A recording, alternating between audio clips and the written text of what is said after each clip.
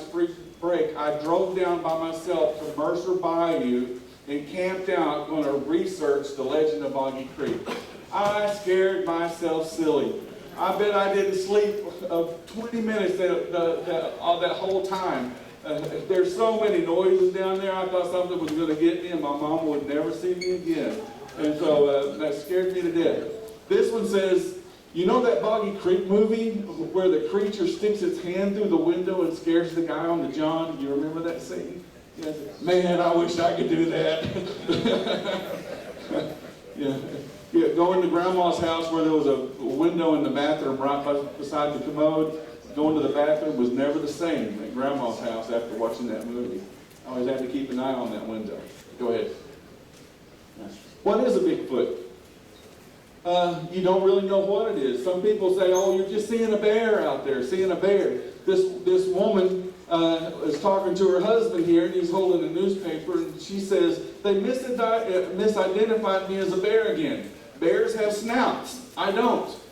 Bears have shoulders. I do. Bears have big rears. Wait, honey, do I have a big rear?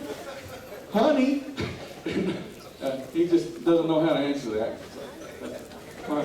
My wife likes this one for some reason. Go ahead. Okay, here we go. A lot of different Indian tribes across the United States. If you haven't seen Kathy Crane's book, Giants, Cannibals, and Monsters, it's a great book. It's all kinds of Indian traditions from every major tribe in the United States about these creatures. Every one of them had legends about these creatures. A lot of different names for this creature. Same creature, a lot of different names. This guy's talking to his son here, and he's looking at a photo album, and he says, I'm from the Bigfoot line, your grandma being a Sasquatch, and your grandpa being Oma, another name for a Bigfoot. Your mother is from the Wendigo family, with a little critter and booger mixed in, but we don't talk about that. Some of those things are in every family, I guess. Go ahead, D.W. Some of the stuff that we do as researchers may seem a little strange. One of the big popular things in the last 10 years or so has been the camera traps that you can put out. They became popular with the deer hunters, and I had a lot of great success. I was really surprised to see those pictures that Randy had because most of the time you just don't see them. Some people speculate that maybe the Bigfoot with its eyesight can see the infrared that the cameras put out. And if they can, it's like seeing a flashlight in the dark, and they can just avoid those beams, those red beams. So who knows? Here's a Bigfoot, and I love drawing Bigfoot with different ways, and this guy has a shower cap on, of all things. A shower cap and a scrub brush and a towel, and he's looking at his pond, and there's camera traps all around it. He says Sasquatch has had just about enough of these cameras and surveillance equipment. Can you imagine finding a Bigfoot with a shower cap? Go ahead, do those. Camera traps can be elusive. They can fool you. You might think you have something on there, and then it could be something else.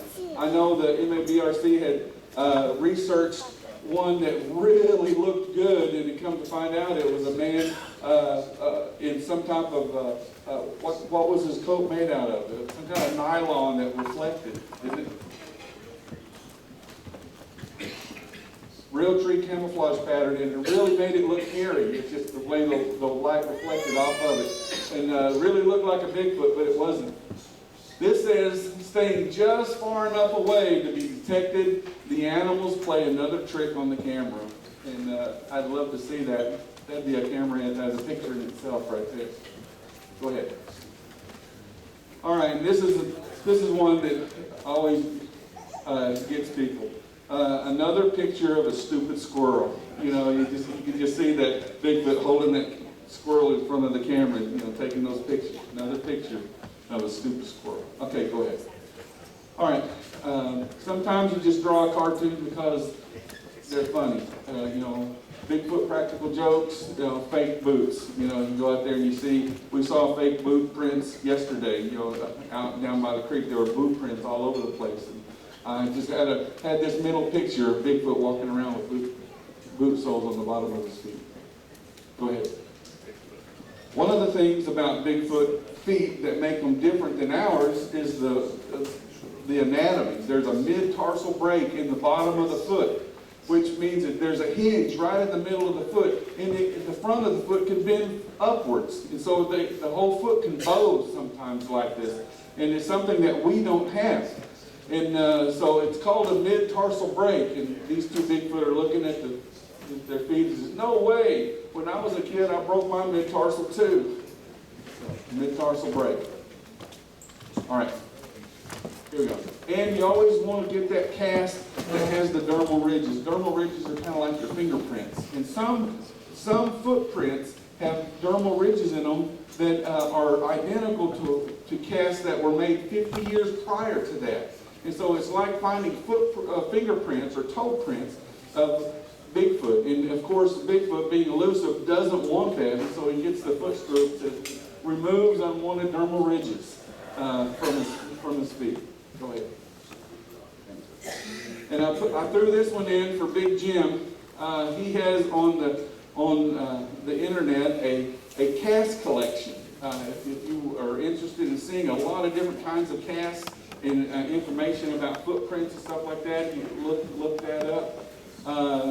And I have to fall prey to this too. I have a cast collection of my own, and I like to see these different footprints. And I can just see somebody having a phone interview about his collection, and the collection crashes down, and he's buried by the collection. It says, ironically, in the middle of a phone interview about his massive cast collection, he was accidentally buried alive by said collection.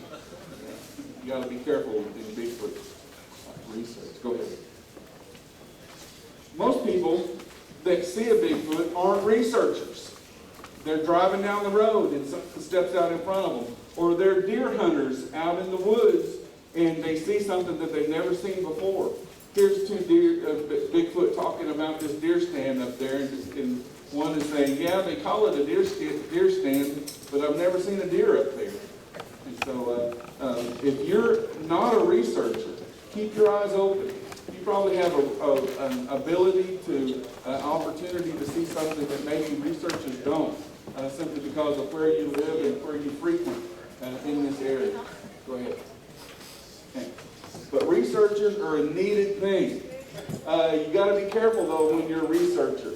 This Bigfoot sitting in a cave, he says there's always that one overachieving researcher who just won't go away and take no for an answer.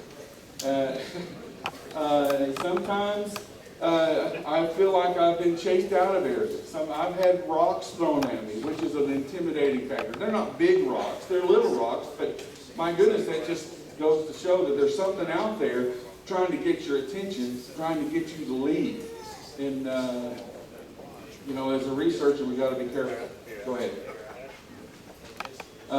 Researchers are usually banded together in groups.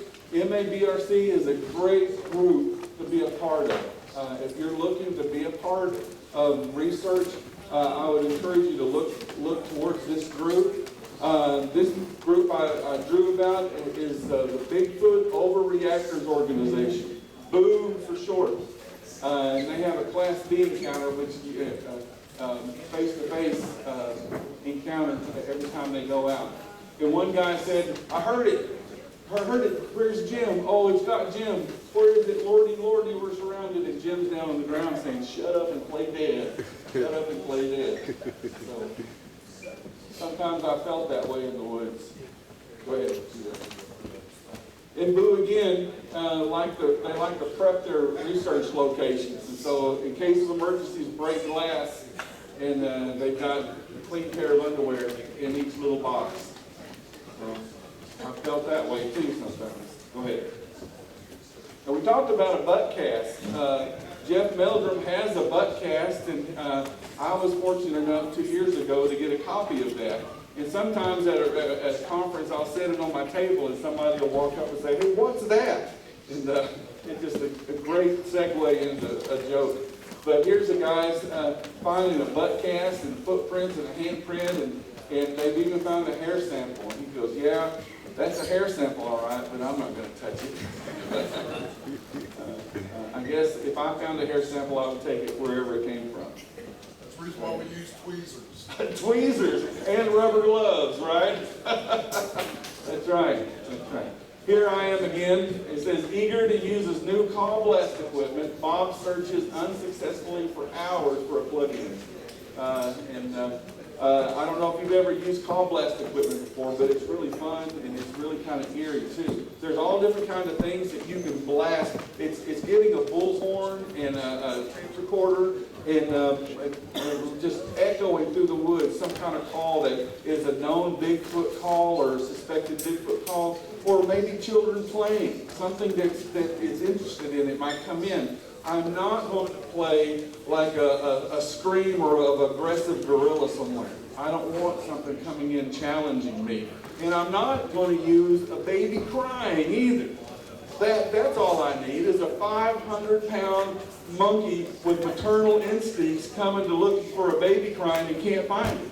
She's going to pull my arms off looking for the baby, and I'm not going to use that either.